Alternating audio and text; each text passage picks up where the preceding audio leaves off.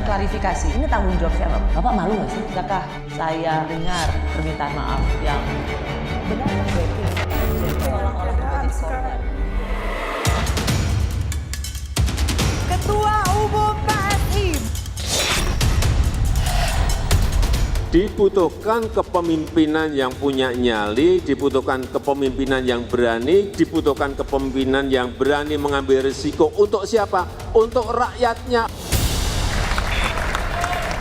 Terus terang, saya masuk politik itu ya salah satu inspirasinya bapak saya sendiri. Belum usai, kejutan Kaisang mendadak jadi Ketua Umum PSI. Belakangan kian kencang isu sang kakak Gibran Rakabuming Raka menjadi calon kuat pendamping Prabowo Subianto. Memang, putusan Mahkamah Konstitusi soal batas usia minimal Capres-Cawapres baru secara resmi diumumkan pada Senin 16 Oktober nanti. Meski begitu, Partai Gerindra di beberapa wilayah sudah berani mendeklarasikan putra sulung Presiden Jokowi itu sebagai calon wakil Presiden Prabowo Subianto. Bapak Haji Prabowo Subianto untuk berpasangan dengan Mas Gibran Rakabuming Raka. Mengusulkan saudara Gibran Rakabuming Raka sebagai calon wakil presiden.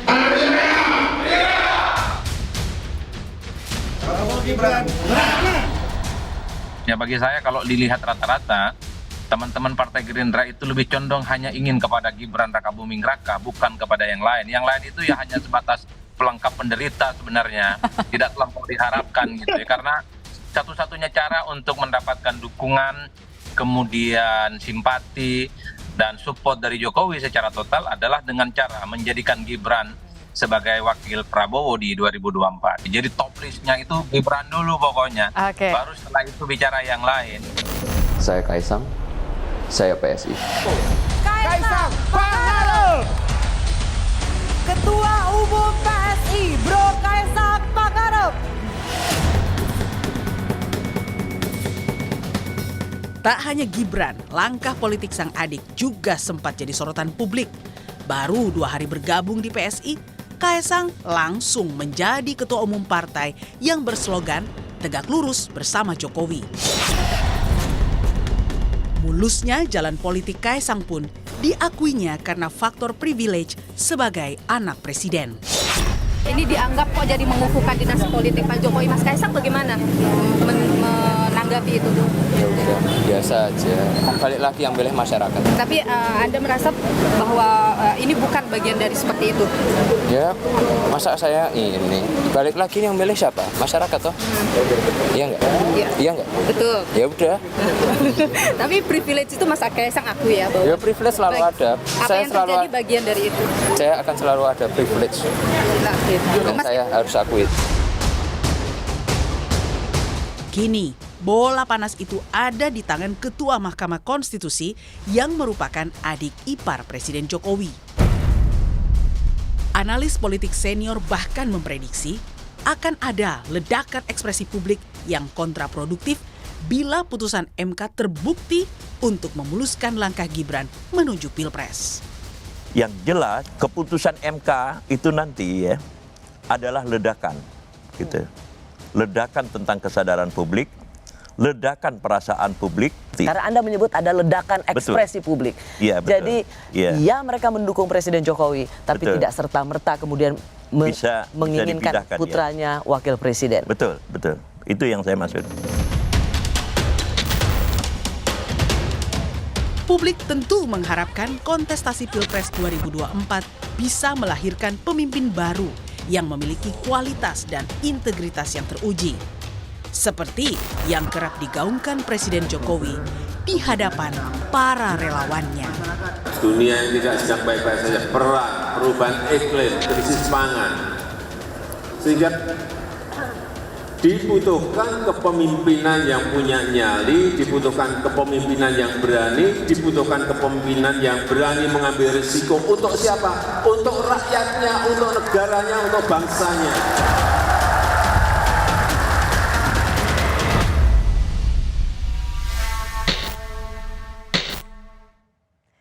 Saya sudah bersama peneliti politik dari ICS, Yusof Ishak Institute, Singapura. Ia juga co-editor atau penyunting dari buku The Jokowi Prabowo Election 2.0. Bapak Made Supriyatma. Bli, terima kasih sudah di Rosi. Terima kasih. Saya boleh panggil Bli ya? Ya, silakan. Bli, saya mau masuk dulu dengan diskusi kita karena Anda terlibat sangat aktif dalam penyuntingan buku Jokowi Prabowo 2.0. Nama dua ini dari 2014, 2019 dan sampai sekarang terus menjadi nama yang ada dalam putaran politik sentral Indonesia. Saya mau tanya dulu, apa sekarang menurut Anda dua nama ini dalam perpolitikan nasional? Dua nama ini sebenarnya dua nama yang dominan dalam politik Indonesia ya dari 2014 sampai sekarang ya. Dulu mereka bersaing satu sama lain untuk menduduki kursi nomor 1 dan kemudian mereka bekerja sama ya secara tidak sadar sebenarnya apa yang dilakukan oleh Jokowi itu adalah satu anomali. Saya belajar perbandingan politik ya agak tidak terlalu lazim bahwa orang mengangkat sekutunya yang kuat itu kemudian ke dalam posisi seperti Jokowi mengangkat Prabowo. Itu tidak juga lazim berarti, ya? Menurut saya tidak terlalu banyak lah katakanlah ya. Yang belum menjadi lebih istimewa bagi saya adalah karir Prabowo setelah dia kalah 2019 sebenarnya sudah mati. Ya. Tapi Jokowi justru menghidupkan kembali. Pada waktu itu ada kekhawatiran yang saya dengar bahwa mungkin stabilitas politik akan terganggu kalau kalau Prabowo tidak dirangkul. Ya, jadi Jokowi Prabowo dari bertanding menjadi bersanding.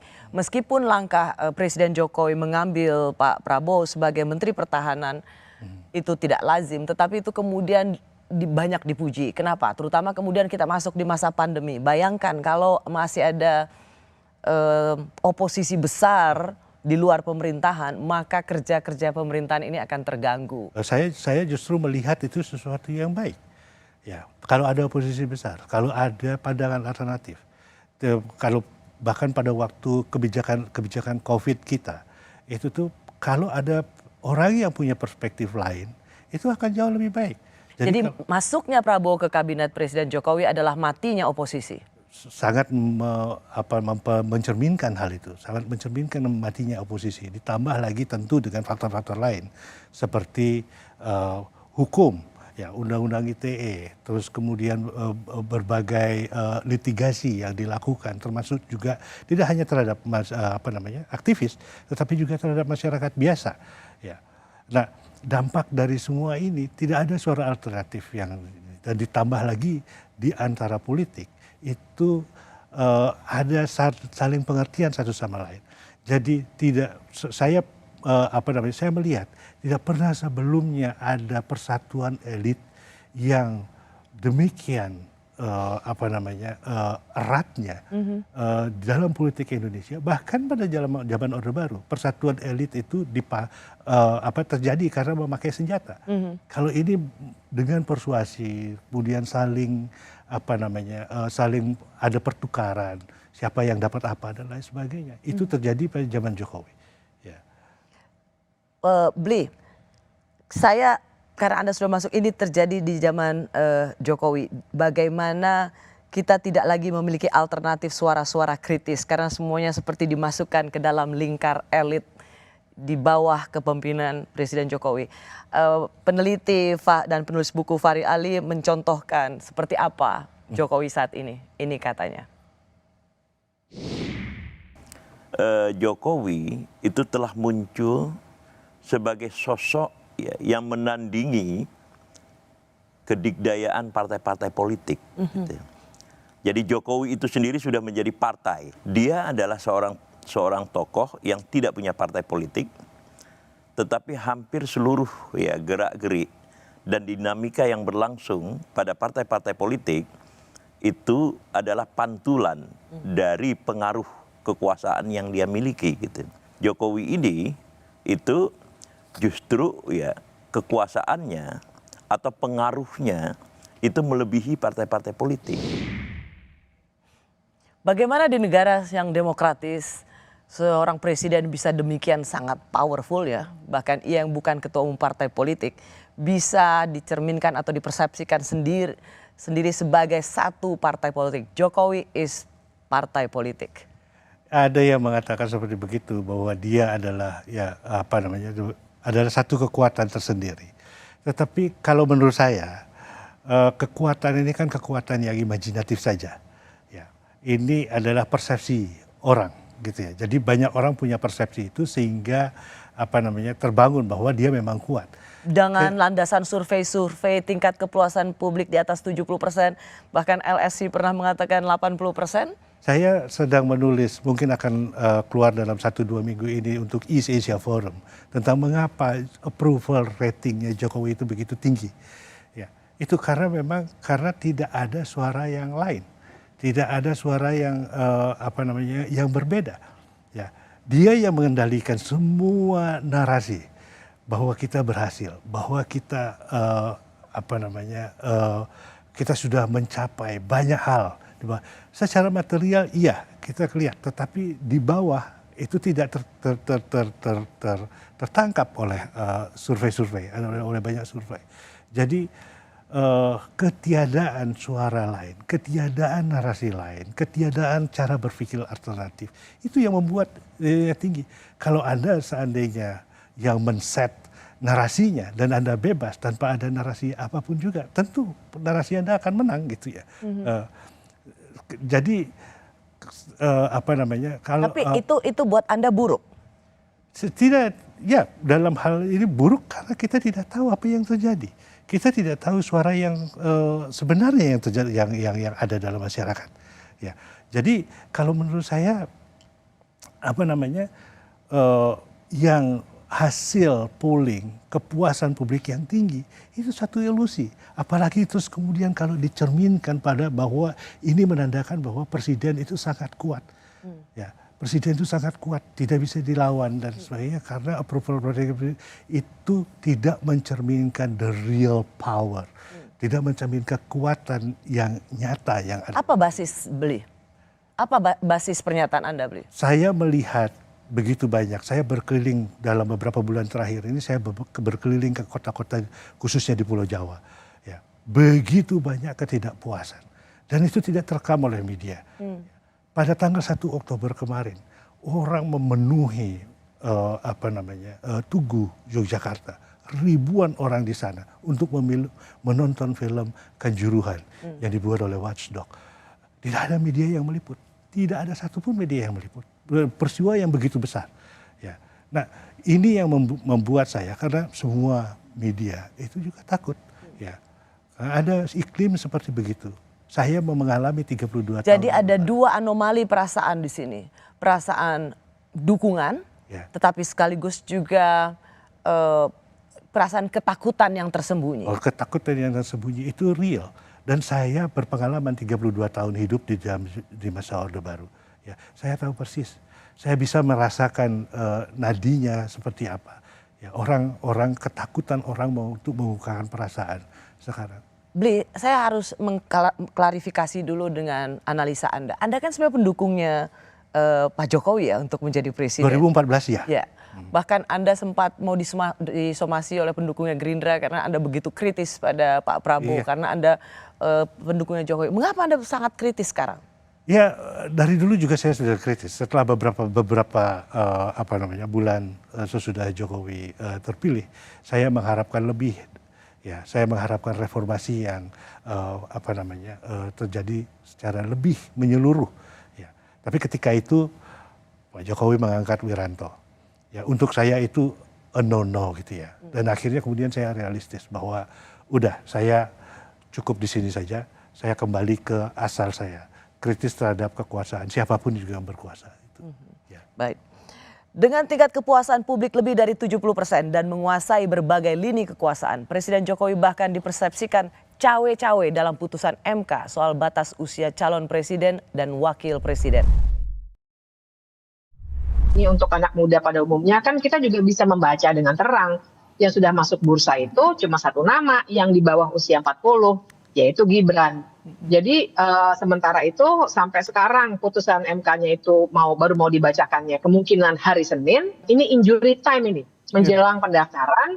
Jadi saya kira ini suatu langkah yang sebenarnya tidak etis dalam hal memaksakan ada perubahan sistem ketatanegaraan secara mendadak melalui sebuah institusi negara dengan cara yang tidak lazim. Bahkan kalau ini dikabulkan, saya nanti bisa berargumen lebih jauh, lebih panjang bahwa ini sangat tidak lazim dan sangat tidak konsisten kalau MK sampai mengabulkan. Saya masih bersama peneliti politik dari Yusof Institute Singapura. Ia juga aktif menulis di berbagai media massa sebagai jurnalis independen, Pak Made Supriyatma, yang saya panggil Bli Made. Bli Made, dalam sepekan ini publik banyak membicarakan tentang putusan MK. Hari Senin tanggal 16 Oktober yang akan datang. Dan Pak Mahfud sendiri sudah memberikan semacam pertanyaan, kok lama sekali MK memberikan putusan yang harusnya mudah. Apakah memang lamanya putusan MK ini dan kemudian berakibat pada lamanya partai-partai politik menentukan calon wakil presiden, ini adalah sebuah waktu yang sebenarnya sedang dikondisikan? Ada kecurigaan seperti begitu, bahwa ini dikondisikan menjelang pendaftaran. Tetapi menurut saya keputusan ini ya memang ada suspense di sini ya, suspense karena menyangkut apakah Gibran akan anak dari Presiden Jokowi itu akan berhak untuk menjadi calon wakil presiden. Nah, di sini persoalan yang utamanya. Dan saya kira kita tidak usah terlalu peduli dengan itu. Yang saya melihat sebagai seorang pengamat politik, sebagai orang yang belajar di politik, ya saya melihat apa konsekuensinya gitu ya. Karena kalau MK menolak, itu apa konsekuensinya? Kalau MK menerima, itu apa konsekuensinya? Kalau sebelum ke situ boleh saya tanya dulu, ya. Bli. Putusan ini sangat dinanti. Ya. Dan kemudian bagi sebagian partai politik, kita bicara Gerindra misalnya, dan banyak pendukung Presiden Jokowi yang juga ingin Gibran sebagai calon wakil presiden, putusan ini sangat dinanti dengan pengharapan semoga diloloskan. Tetapi bagi sebagian yang lain, misalnya para intelektual, civil society, ahli hukum tata negara, putusan ini dicemaskan kalau meloloskan akan sangat merusak tatanan negara dan demokrasi. Anda di mana posisinya? Saya termasuk yang sangat mencemaskan. Mengapa? Apa yang Anda cemaskan? Sekali lagi konsekuensinya. Kalau seandainya diloloskan, diterima gugatan ini, berarti Gibran akan menjadi, kalau seandainya benar, terus kemudian Gibran akan menjadi calon wakil presiden dari Prabowo Subianto. Dengan kemungkinan untuk menang pemilu itu sangat besar. Konsekuensi di masa depannya yang saya lihat untuk negara ini. Apa konsekuensinya? Bukankah ini dianggap sebagai bagian dari pasangan paling sempurna meneruskan kebijakan Presiden Jokowi? Menurut saya tidak. Prabowo berumur 72 tahun. Harus kita akui. Punya keterbatasan kesehatan. Beliau sudah menderita stroke. Yang saya dengar 2 kali, entah benar apa enggak. Tapi yang jelas beliau pernah menderita stroke. Dan untuk seorang penderita stroke, dari yang saya ketahui, dari teman-teman dokter yang pernah saya ajak bicara, itu kemungkinan untuk terkena serangan lagi itu besar. Dan meletakkan beban kenegaraan di atas pundak orang yang punya masalah kesehatan seperti ini juga menjadi pertanyaan. Tapi kan untuk capres kan selalu ada tes kesehatan, dan kalau lolos saja berarti negara sendiri dengan tim dokter yang luar biasa hebatnya memastikan bahwa bisa mengemban tugas negara yang super berat. Oke, kita terima itu, tetapi kita juga tidak bisa menafikan konsekuensinya, menghitung resikonya. Nah, kalau seandainya terjadi apa-apa, mudah-mudahan tidak gitu ya, pada diri presiden. Kemudian Gibran harus mengambil alih kekuasaan dengan umur yang sedemikian muda, dengan pengalaman yang sedemikian minim. Apakah itu tidak akan menimbulkan krisis di negara ini? apakah para pemain-pemain politik besar yang benar-benar menguasai partai, yang menguasai sumber-sumber kekuatan politik di negeri ini, itu akan berdiam diri. Tapi di other way around atau dalam konteks sebaliknya bagi para pendukung Presiden Jokowi melihat bahwa ya malah bagus, berarti betul-betul legasinya Presiden Jokowi akan diteruskan oleh putranya sebagai presiden. Apakah dia akan bisa memerintah? Itu persoalan utamanya. Gibran bukan Jokowi. Ya. Apakah dia bisa memerintah? Dan semua kekuatan-kekuatan politik ini akan berlomba-lomba untuk mengontrol presiden yang tidak berpengalaman ini. Terus di mana dia? Ini akan pelik sekali. Ya. Jokowi didampingi oleh begitu banyak penasehat, mantan jenderal dan lain sebagainya, dan dia bisa menyerap itu. Nah, untuk orang yang tidak memiliki pengalaman ini, apakah dia mampu? Saya meragukan itu, dan saya sangat mengkhawatirkan bahwa krisis dan chaos itu akan terjadi. Mudah-mudahan tidak. Sampai sejauh itu, tidakkah itu terlalu berlebihan, beliau? Tidak, saya tidak ruling out bahwa itu tidak akan terjadi. Itu akan terjadi. Ya, itu akan terjadi. Dan saya punya keyakinan besar bahwa orang tidak akan tinggal diam. Ya, semua kekuatan-kekuatan tidak akan tinggal diam. Ya, kalau itu terjadi.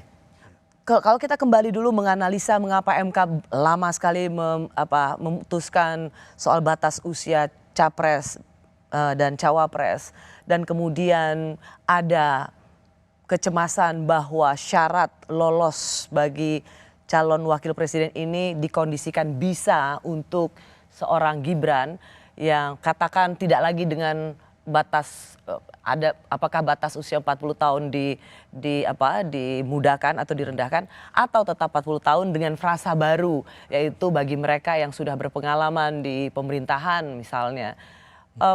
Mengapa ada kecurigaan bahwa MK akan memberikan putusan yang meloloskan Gibran?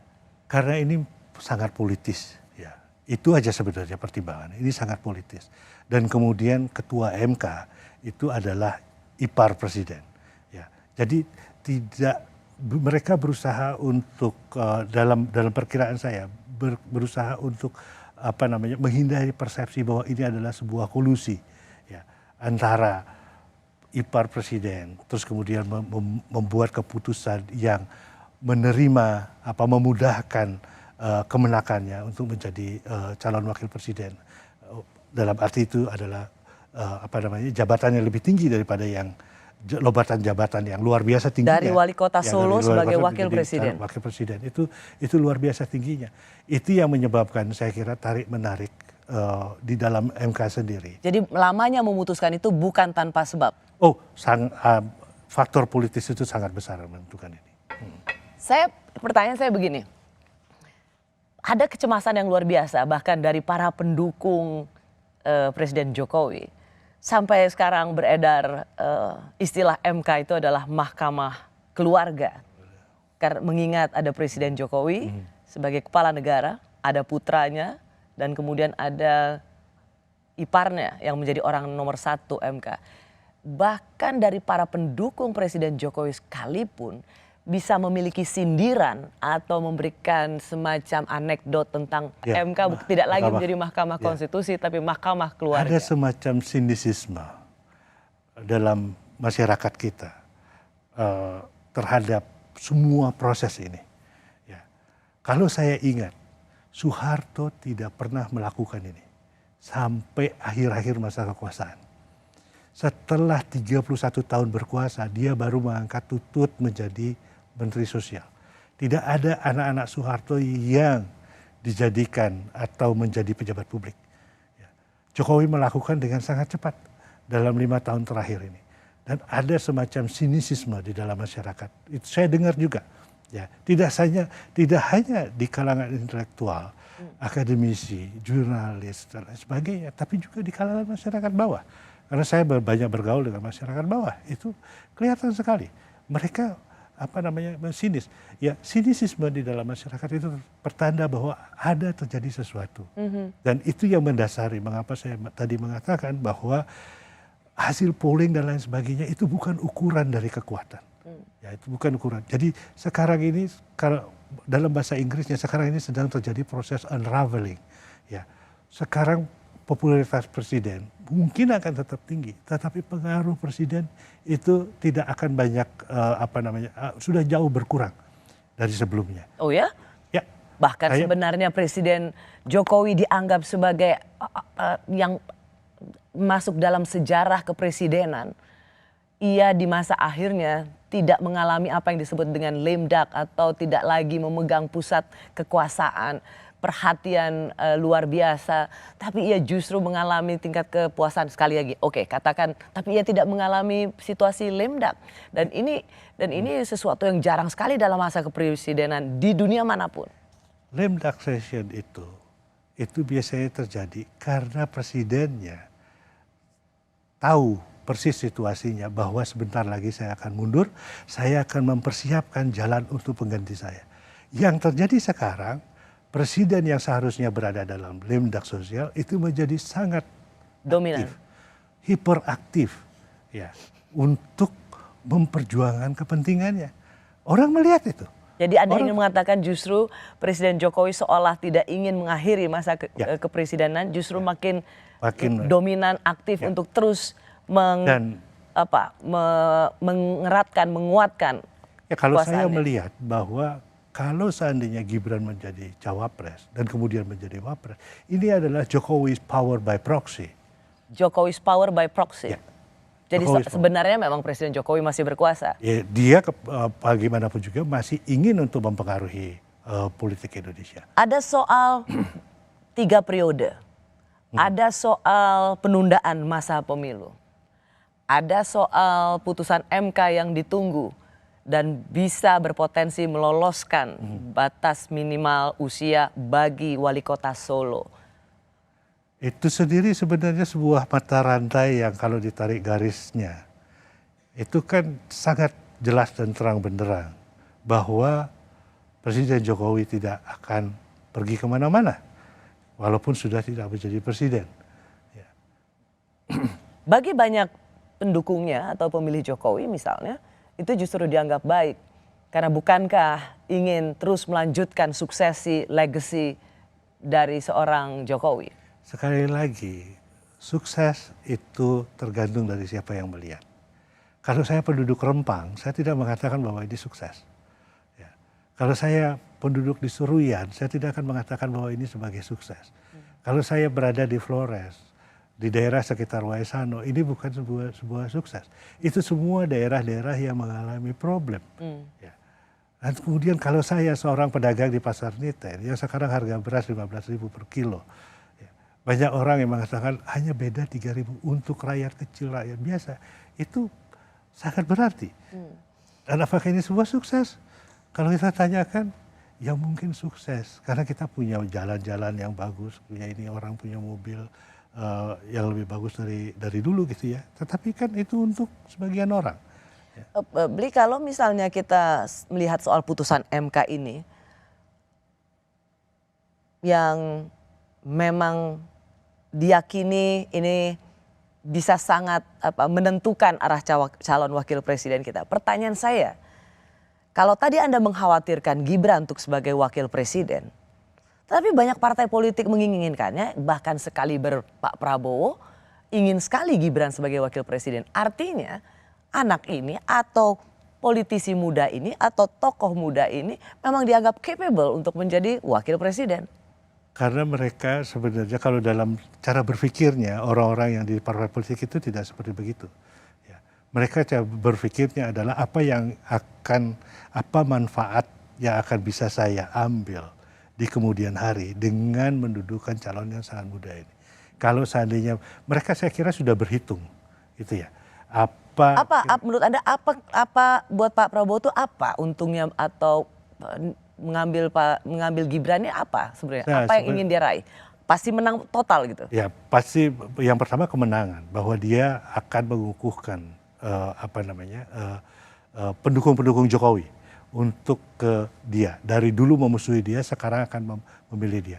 Prabowo itu punya problem besar karena 2 kali kalah dengan Jokowi. Jadi dalam anggapan orang-orang Gerindra bahwa dengan menyatukan, membuat sinergi kekuatan antara Jokowi dengan Prabowo, maka mereka akan menjadi satu Kekuatan kekuatan yang dominan. dahsyat Ya, dan kekuatan dominan. yang dominan. Ya. Tapi saya masih percaya pada rakyat Indonesia. Rakyat Indonesia adalah pemilih yang rasional, dan kita senang memilih gitu. 70% voters turnout gitu ya, 70% dari pemilih memang memilih gitu ya. Saya kira, dan mereka belajar dari banyak pilkada.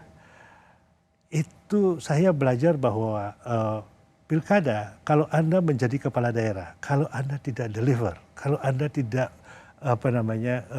sukses, itu Anda akan terpilih lagi. Sebagian besar itu kalah. Ya. Nah, ini juga seperti begitu. Kalau mereka sekarang itu Prabowo, dulu ada anggapan bahwa dia adalah lawan Jokowi, sekalipun dia pasang Gibran di situ, belum tentu dia akan sukses. Ya. Belum tentu. Saya mengatakan itu belum tentu. Jangan. Mengapa Gibran selalu diusung sebagai wakilnya Prabowo dan menanti putusan MK yang berpihak pada penurunan usia supaya Gibran bisa masuk? Karena hampir semua politisi mengatakan ini auto menang. Nah, saya tidak percaya. Ya. Apakah PDIP akan diam? Apakah kekuatan-kekuatan Islam modernis yang dulu setengahnya mendukung Prabowo dan sekarang kemudian ke Anies Baswedan itu akan berdiam diri? Saya tidak yakin itu. Ya. Publik sudah tahu antara Jokowi, Gibran dan Ketua MK punya hubungan keluarga. Jika nantinya putusan MK ini menguntungkan Gibran, apakah putusan ini layak dicurigai? Bisa optimis apa sih kalau kakak nanti nyalonin cawapres didukung atau gimana? Oke. Oh, Pak Wali Kota. Ya kalau Pak Wali Kota jadi cawapres, balik lagi saya harus fair, saya harus mendengar aspirasi dari seluruh teman-teman di PSI, di DPD, DPW semuanya. Karena balik lagi kita mengambil ini keputusan bersama, bukan karena saya dekat dengan Pak Wali Kota atau apa seperti itu. Tapi kalau secara pribadi mendukung ya? Apa? Secara pribadi mendukung ya? Untuk Pilpres kapan akan deklarasi? Sabar. Belum. Saya masih bersama peneliti politik Made Supriyatna yang juga menjadi koeditor buku The Jokowi Prabowo Election 2.0. Beli Made, tiba-tiba ada yang jadi ketua umum PSI, lalu kemudian menanti putusan MK. Kemana arah rentetan peristiwa ini? Apakah ini sebenarnya kebetulan belaka? Tiba apa satu berdiri tidak ada kaitannya sama sekali, atau ini semua sebuah rentetan peristiwa yang telah didesain? Dalam politik itu tidak ada kebetulan, Mbak. Ya, itu yang pertama. Ya, bahwa ini semua tentu sudah diperhitungkan, sudah ada yang memperhitungkan langkah-langkahnya dan lain sebagainya. Tidak pernah ada orang berpolitik itu karena semuanya itu menunggu nasib gitu ya, atau menunggu kejadian kemudian baru diantisipasi, direspons gitu. Enggak. Ya.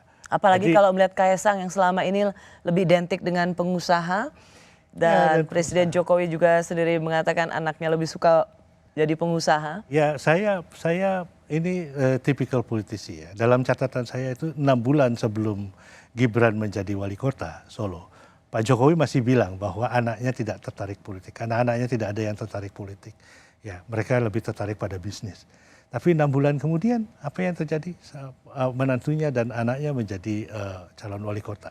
Dan mereka pun juga menjadi pengusaha, kan tidak terlalu, bukan pengusaha yang, ya maaf ya saya tidak merendahkan, tetapi dibandingkan dengan banyak pengusaha-pengusaha seusia mereka dan lain sebagainya yang jauh lebih sukses gitu ya. Tapi pilihan menjadi politisi mungkin lebih menarik untuk mereka gitu. Dan itulah yang mereka lakukan. Dan itu tidak terjadi secara begitu saja gitu ya. Pasti saya jauh sebelum itu, karena saya juga peneliti, saya juga jurnalis, saya juga sudah mendengar bisik-bisik bahwa ini akan diproyeksikan ke sini, ini akan diproyeksikan ke sana. Sudah ada bisik-bisik seperti begitu. Dan tidak ada satu rentetan peristiwa yang berdiri sendiri. Tidak ada satu rentetan peristiwa yang berdiri sendiri. Ya. Kalau misalnya kemudian dikatakan Presiden Jokowi tengah membangun dinasti, dimulai dengan wali kota Solo, sang anak, menantu menjadi wali kota Medan, dan kemudian ketua umum sebuah partai itu juga anaknya Presiden Jokowi, menanti putusan MK. Tapi ada juga mengatakan bahwa ini, atau misalnya pembelaannya Presiden Jokowi misalnya mengatakan, loh ini kan dipilih oleh rakyat, bukan dipilih oleh saya langsung. Ya, siapa yang memilih rakyat? Kalau Kaisang menjadi ketua PSI itu kan tidak dipilih oleh rakyat. Ya kan? Tapi Anda sedang mengkoreksi pernyataannya. Iya, itu kan dipilih oleh beberapa orang yang pimpinan dari PSI gitu ya. Dan kemungkinan juga ada desain di balik itu gitu ya. Kita tidak tahu, tapi kita boleh mengatakan tidak. Tetapi bahwa seorang dengan usia semuda Kaisang itu memimpin sebuah partai yang bernama PSI, itu oke untuk saya gitu ya. Dalam sejarah kita tidak terlalu ini tidak terlalu asing ya. Para aktivis nasionalis Indonesia itu pada umur-umur 26 gitu sudah menjadi aktivis dan sudah memimpin partai gitu ya. Jadi bukan soal umur mudanya sebenarnya, tetapi rekam jejak apa yang sudah aktivismenya, itu yang paling gerakan dia di bidang sosial politik. Itu yang paling membedakan. Orang seperti Alimin Musso katakanlah pada waktu zaman sebelum kemerdekaan, mereka punya visi tentang masyarakat apa yang mau mereka ciptakan gitu ya. Kalau kalau saya melihat pidatonya Kaisang itu, saya rasa sebuah pidato yang sangat baik sekali ya. Misalnya terus terang saya masuk politik ini ya salah satu inspirasinya bapak saya sendiri, Jokowi. Beliau ini orang yang sangat saya cintai dan saya hormati. Saya ingin mengikuti jejak beliau untuk berpolitik untuk kebaikan kepada. Saya ingin menyampaikan izin, saya mau menempuh jalan ini ya Pak, semoga Gusti Allah memberkahi jalan yang saya pilih. Ini sebuah pidato yang baik tentang anak muda yang terinspirasi masuk politik. Betul. Tetapi apa yang akan dilakukan dengan politik? Saya bisa mengatakan bahwa saya akan menciptakan masyarakat baik, tapi masyarakat macam apa? Ya, masyarakat, apakah masyarakat yang dimana setiap orang bisa bersekolah ya tanpa mengeluarkan biaya spesial pun? Itu masyarakat yang baik. Ya. Detailnya itu tidak ada, ideologinya itu tidak ada, idenya di balik ini yang membuat orang termotivasi terjun ke politik itu yang tidak ada. Ya. Saya kalau saya pakai bahasa Inggris ya, we are going to politics with a cause gitu ya. Ada sesuatu. Ada satu tujuan yang ingin dicapai. Yang menggerakkan saya. Dan itu tidak serta-merta atau biasanya ada politisi yang bisa rajin berjanji, itu biasa juga. Tetapi masalahnya apa yang membedakan kejujuran berpolitik itu adalah dia telah melakukan sesuatu dan dia ingin melanjutkan apa yang dia lakukan itu melalui jalan politik. Saya melihat ini anak muda yang kosong. Maaf saya katakan kosong. Apa beli? Kosong. Siapa? Kaisang. Ya. Kosong, tidak ada apa-apa. Melihat sesuatu kalau dia ditanya, ya memang begitulah. Nanti rakyat yang menentukan. Rakyat siapa? Gitu kan. Nah, partai yang dia pimpin itu hanya punya 2,4% loh dalam pemilu 2019. Dan saya tidak terlalu optimis bahwa dia akan bisa lebih dari itu pada tahun 2024 kalau melihat data. Masuknya Kaisang ke PSI juga pasti bukan tanpa desain politik yang disetujui. Meskipun Presiden Jokowi mengatakan bahwa ia sudah dewasa, punya kartu keluarga sendiri, jadi bisa menentukan. Dia masih tinggal serumah. Menurut Anda, ini tidak? Sama sekali tidak. Sekali lagi tidak. Artinya Presiden Jokowi memberikan blessing? Ada blessing dan bahkan juga desain. Bahwa Presiden sendiri dengan orang-orang dekatnya itu memang ini by design. Ya. Jadi tidak hanya karena kemampuan bahwa Pak saya mau begini gitu terus kemudian oh ya silahkan ya. Enggak. Semua ini by design. Kalau dilihat, karena kalau begitu, jika putusan MK hari Senin nanti itu bisa meloloskan Gibran untuk menjadi calon wakil presiden, layakkah putusan ini dicurigai? Saya akan mencurigai sebagai tetapi saya tidak bisa berbuat apa-apa ya karena itu sudah keputusan kan. Tetapi bagaimanapun juga saya seperti publik juga itu pasti punya persepsi. Ya, bagaimanapun juga bahwa ini adalah sesuatu yang sudah dirancang sebelumnya untuk memuluskan keponaannya menjadi calon wakil presiden. Itu tidak bisa tidak. Persepsi publik pasti akan terbangun sekitar situ.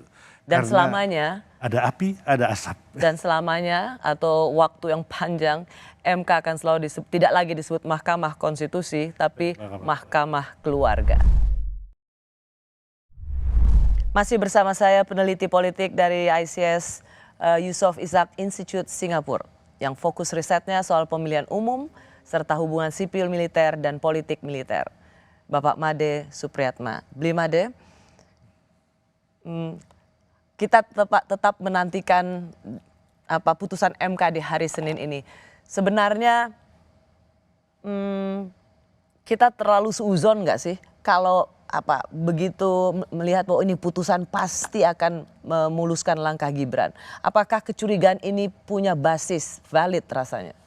Ya, karena suspense-nya ya, suspense politiknya kita kita beranggapan demikian.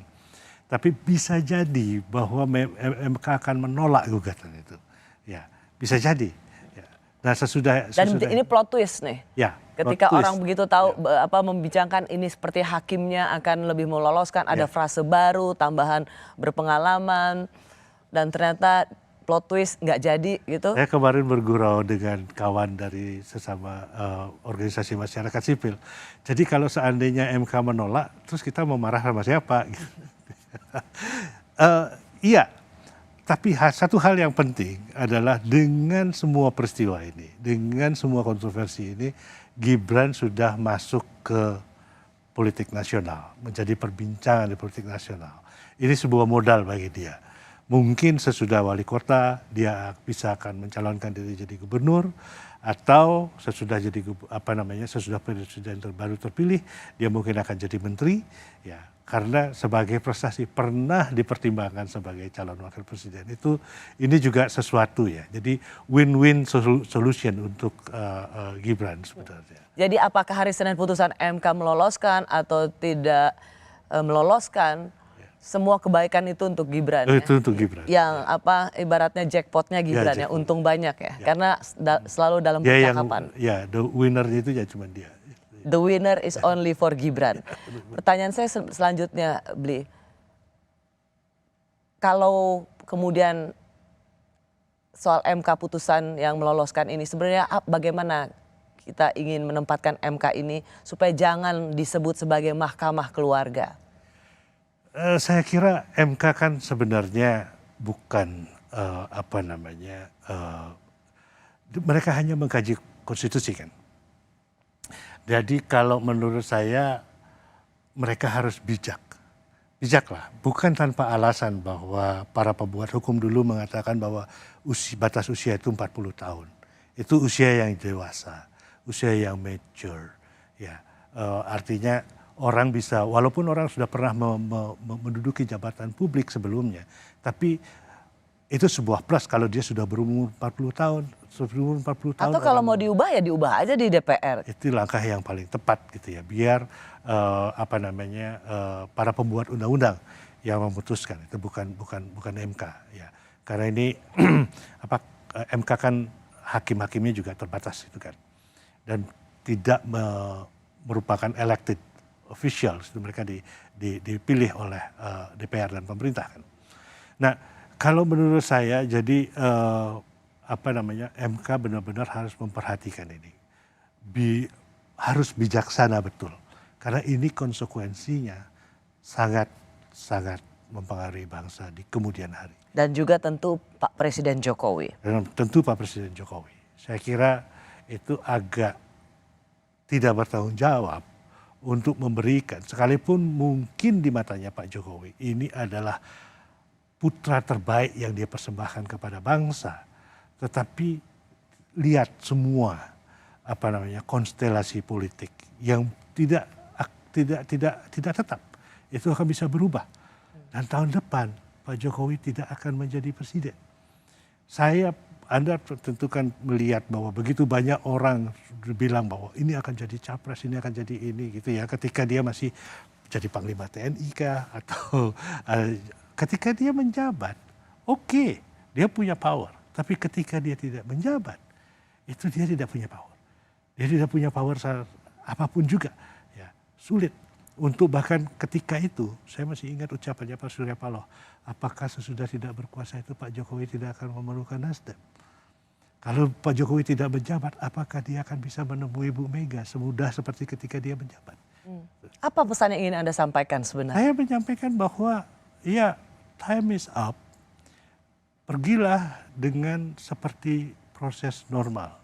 Ini lame duck session dan jangan terlalu overconfident. Karena menurut saya Pak Jokowi sangat Pak Jokowi sekarang ini overconfidence terhadap kekuasaannya. Mungkin terbuai oleh polling yang menempatkannya tinggi-tingginya. Ya. Dan kalau saya jujur mengatakan bahwa dia presiden yang baik, one of the greatest president we ever had di Indonesia ini, tetapi di akhir-akhir kekuasaannya ini kelihatannya kok agak tidak normal. Saya kira mungkin Pak Jokowi perlu balik ke basic pada tahun 2014 dengan segala kesederhanaannya, dengan segala latar belakang yang lebih yang membuat ia betul-betul dipersepsikan yang membuat Jokowi adalah rakyat. Jokowi adalah rakyat. Ya, back to basic. Dan jangan berilusi bahwa apa yang dia pikirkan sekarang dengan anak-anaknya dan ini itu adalah rakyat. Sama sekali tidak. Ya. Dan banyak orang yang berada di sekitar beliau itu kelihatannya mendukung tapi sebenarnya menjerumuskan beliau. Baik. Terima kasih Blimade. Terima kasih banyak. Anda sedang melakukan atau Anda sedang mengingatkan yang berkuasa. Terima kasih Bli. Terima kasih. Saya Rosyana Silalahi, terima kasih sudah menyaksikan Rosi. Tetaplah di Kompas TV Independen Terpercaya. Sampai jumpa Kamis depan.